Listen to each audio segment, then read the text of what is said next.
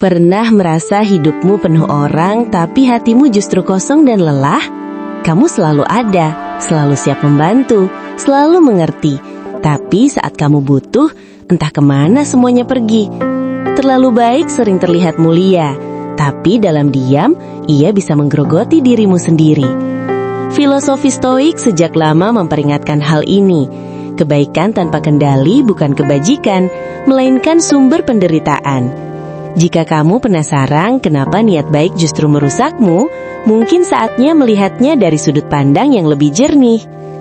Dalam Stoikisme, hidup yang baik bukan tentang disukai semua orang, tapi tentang hidup selaras dengan akal dan nilai.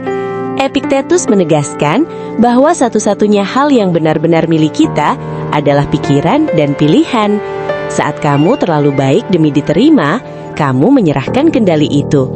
Kamu mulai hidup berdasarkan reaksi orang lain, bukan prinsipmu sendiri. Dan disitulah ketenangan perlahan menghilang.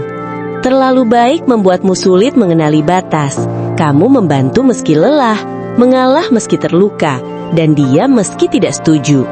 Stoikisme tidak memuliakan pengorbanan tanpa kesadaran.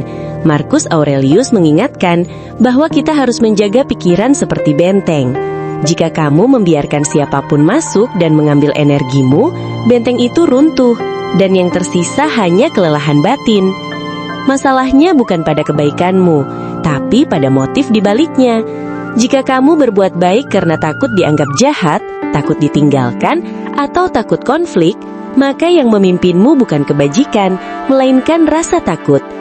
Filosofi Stoik mengajarkan bahwa kebajikan sejati lahir dari pilihan rasional, bukan dari kecemasan emosional yang tidak disadari.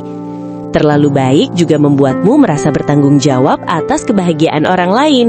Kamu menanggung masalah yang bukan milikmu, berharap semuanya membaik jika kamu cukup sabar. Stoikisme punya konsep penting, dikotomi kundali. Ada hal yang bisa kamu kendalikan, ada yang tidak. Mengambil alih hal di luar kendalimu hanya akan membuatmu frustasi dan kecewa. Seringkali, orang yang terlalu baik memilih diam saat diperlakukan tidak adil. Mereka menyebutnya sabar, tapi itu adalah pengabaian terhadap diri sendiri. Dalam Stoikisme, keadilan adalah kebajikan utama, termasuk keadilan pada diri sendiri. Membiarkan batasmu dilanggar bukan tanda kedewasaan, tapi tanda bahwa kamu lupa menghargai nilai dirimu. Mengelola sikap terlalu baik dimulai dari keberanian berkata jujur. Stoikisme memandang kejujuran sebagai fondasi hidup yang tenang.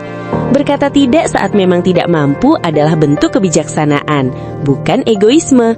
Konflik kecil yang jujur jauh lebih sehat daripada kedamaian palsu yang dibangun dari kepura-puraan dan rasa terpaksa. Stoik juga mengajarkan untuk tidak menggantungkan harga diri pada penilaian eksternal. Kamu tidak bisa mengendalikan apakah orang akan menyukaimu atau tidak. Saat kebaikanmu bergantung pada pengakuan, kamu sedang menyerahkan kebebasan batinmu. Mengelolanya berarti berbuat baik tanpa berharap balasan, dan berani berhenti saat itu merusak dirimu. Belajar berkata tidak adalah latihan mental yang penting. Dalam Stoikisme, penguasaan diri adalah kekuatan sejati. Menolak dengan tenang, tanpa marah, dan tanpa rasa bersalah, menunjukkan bahwa kamu memimpin dirimu sendiri. Batas yang jelas bukan tembok pemisah, tapi garis sehat agar relasi tidak berubah menjadi beban. Kamu juga perlu menerima kenyataan bahwa tidak semua orang akan senang dengan perubahanmu. Saat kamu mulai menetapkan batas, akan ada yang kecewa, marah, atau menjauh. Stoikisme mengajarkan untuk menerima hal itu dengan tenang.